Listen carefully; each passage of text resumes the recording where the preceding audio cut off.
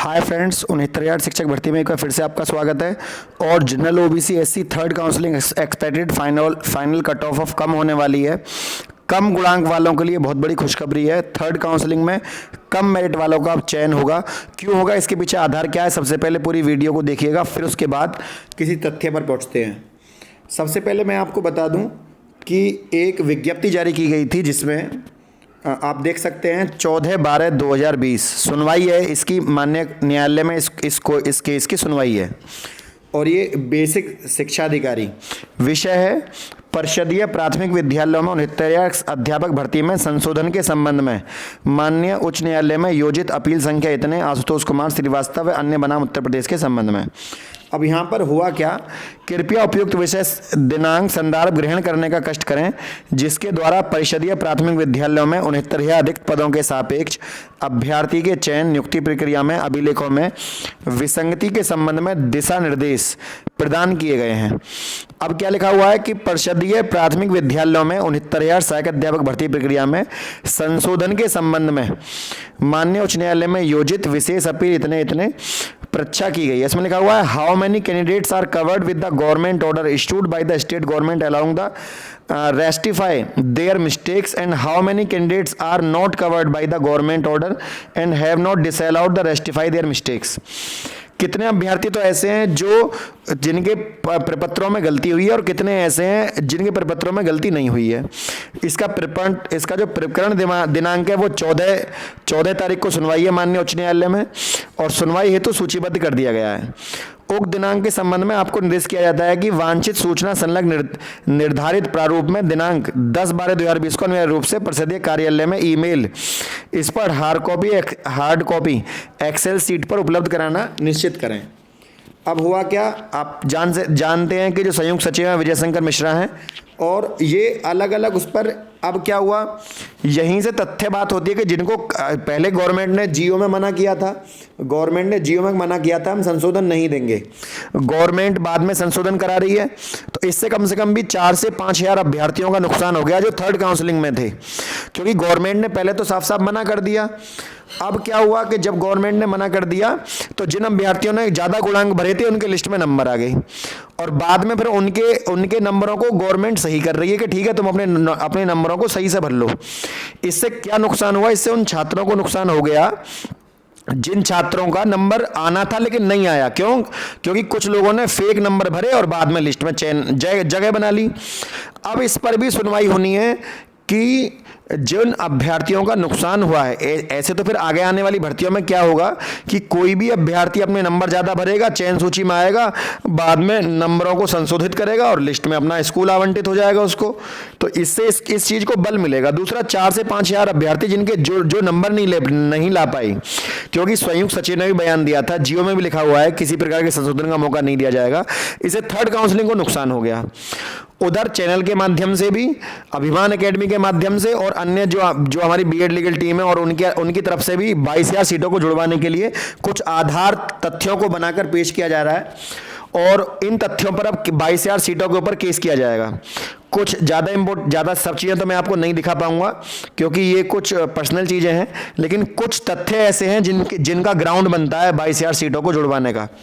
पहला पॉइंट है 25 जुलाई 2017 को आनंद कुमार यादव बनाम स्टेट, जिस पर 69,000 भर्ती पूरी की गई है। इस आदेश में माननीय ललित सर ने स्पष्ट आदेश दिया था कि समायोजित नर्सिंग से रिक्त पद हैं 1,37,000 पदों को 2 लगातार भर्तियों में भरना है। थोड़ी सी टाइपिंग मिस्टेक है, इसको आप समझ जाना, लेकिन जो लिखा हुआ है वो सही है। इसके तहत पहले चरण में 68,500 में सरकार का मानक अभ्यर्थी कम थे, लेकिन अब 69,000 भर्ती में 1,40,060 हैं, मानक प्राप्त कर लिए हैं। इसलिए न्यायालय रिक्त पदों को इस आदेश को मानकर याचियों को राहत देने का आदेश कर सकती है। अब याचियों को आदेश कब मिलेगा, जब उसमें याची ज्यादा से ज्यादा जुड़ेंगे। 12/2020 को माननीय सर्वोच्च न्यायालय ने भोला प्रसाद शुक्ला बनाम स्टेट उत्तर प्रदेश सरकार करते हुए माननीय ललित सर ने आदेश दिया कि 1,37,000 रिक्त पदों को 6 महीने में भरा जाए और उसके बाद 6 महीने और उन्हें 6 महीने के अंदर नियुक्ति दे दी जाए। मतलब 6 सप्ताह में प्रक्रिया भरने की शुरू हो और 6 महीना में प्रक्रिया पूरी कर ली जाए। यह आदेश दिया था 12 जनवरी 2020 को, इसी साल। आरटीआई 2009 के आधार पर प्रत्येक विद्यालय में योग्य और मानक जो सीट्स नियुक्ति हुई थी छात्रों का और शिक्षकों का अनुपात बराबर करना था सरकार को, लेकिन सरकार ने ऐसा किया नहीं। 1,37,000 पदों के रिक्त पदों की दावेदारी का हकदार है हर एक अभ्यर्थी, प्रत्येक अभ्यर्थी, और माननीय न्यायालय को कोर्ट करते हुए अभ्यर्थी को राहत देंगे इस चीज के लिए। अब यहां पर 1,37,000 से पहले 68,500 मानक, बाद में रिक्त पदों को सभी पदों पर दूसरे चरण में नियुक्ति विद्यमान प्रकाशन किया होता है और शायद सरकार के निर्धारित मानक इस संबंध में अभ्यर्थियों की नियुक्ति पारित हो जाती है। तो अतः माननीय सर्वोच्च न्यायालय के शरण में हम अभ्यर्थियों को राहत दी जानी चाहिए। इस तरह का जो ग्राउंड है वो सीटों को जुड़वाने के पीछे बनाया गया, जो कि दोनों ही केस अपने आप में लीगल हैं और दोनों ही लीगल ग्राउंड प्राप्त करते हैं, दोनों ही केस। अब माननीय न्यायालय में क्या होता है, लेकिन उससे पहले कल को आंदोलन है, कल को लखनऊ में किसान आंदोलन भी है और जो SCERT का ऑफिस है लखनऊ, उसके सामने भी धरना है अभ्यर्थियों का 22,000 सीटों को जोड़ने के लिए। तो भारी संख्या में वहां पर अभ्यर्थी यदि इकट्ठे होते तो हो सकता है न्यायालय जाने की आवश्यकता ना पड़े। सरकार अपने आप ही किसान आंदोलन और दोहरे आंदोलन सरकार शायद इस चीज को ना झेल पाए, लेकिन लोकतंत्र में अपनी बात रखने का अधिकार सभी को है।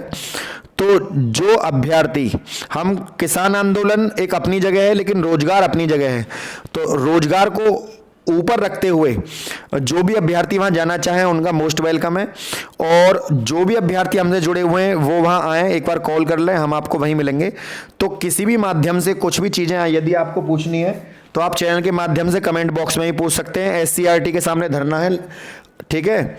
और 14 तारीख में कल, मतलब हम तो कल पहुंचने वाले हैं, बाकी अभ्यर्थी जो पहुंचने चाहें 15 तारीख में, 14 में, जब भी आना चाहें आप आ जाएं।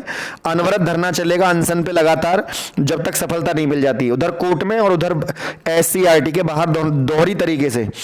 तो जो अभ्यर्थी अपना आए, अपने तरीके से आए ताकि आपको भी कोई परेशानी ना हो और अपनी बात को सरकार के सामने एक तथ्यपरक तरीके से हम रखेंगे ताकि हमारी बात सरकार माने। और ये लीगल ग्राउंड से, कोई इलीगल चीज नहीं है। कुछ बच्चे कमेंट बॉक्स में आकर कह सकते हैं कि सर 22,000 सीटें कभी नहीं जुड़ेंगी।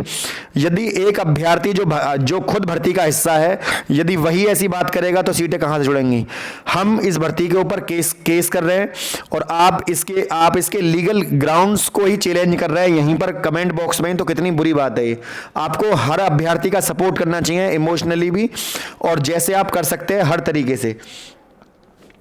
कुल मिलाकर थर्ड काउंसलिंग में कम से कम भी 3 से 4% मेरिट गिरेगी नीचे।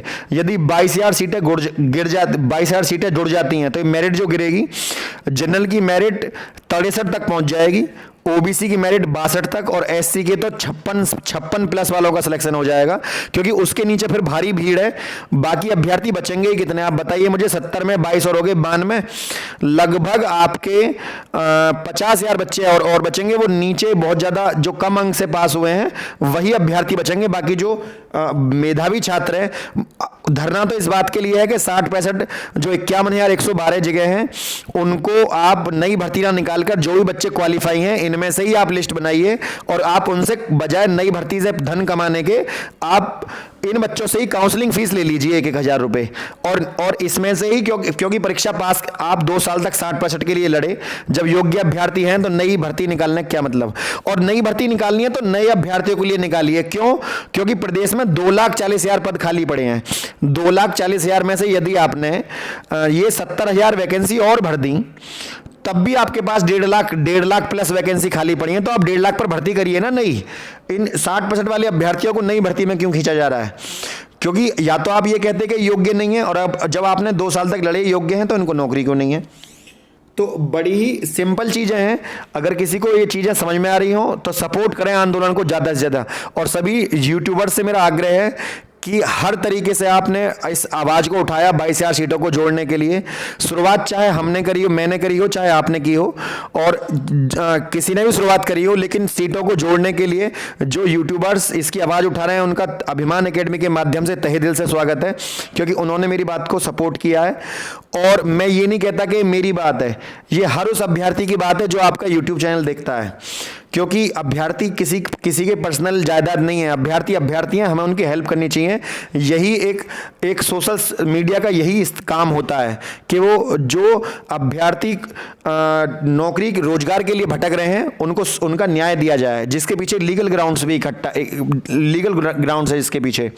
तो फ्रेंड, सबसे इंपॉर्टेंट चीज यहां पर यह है कि जितने ज्यादा से ज्यादा अभ्यर्थी वहां इकट्ठे हों उतना ही बल मिलेगा। हर माध्यम से आप ट्रेंड कराइए। आज एक मुद्दा बहुत ट्रेंड हुआ, यूपीएसआई का नंबर 1 पे रहा, लगभग 23,000 लोगों ने उसको सपोर्ट किया। इसी तरह मैं चाहता हूं कि ट्विटर पे कल को लगभग 50,000 अभ्यर्थी ट्विटर पे अपना 22,000 सीटों को जोड़ने का मुद्दा ट्रेंड कराएं, ताकि मीडिया की नॉलेज में ये चीज़ें आ सकें। मीडिया की नॉलेज में चीज़ आती है तो अभ्यर्थियों को काम कम करना पड़ेगा, मीडिया अपने आप उस चीज़ को आगे बढ़ाएगी। फ्रेंड, यदि वीडियो आपको अच्छी लगी तो वीडियो को लाइक शेयर, चैनल को सब्सक्राइब करना ना भूलें। आज के लिए इतना ही। जय हिंद, जय भारत।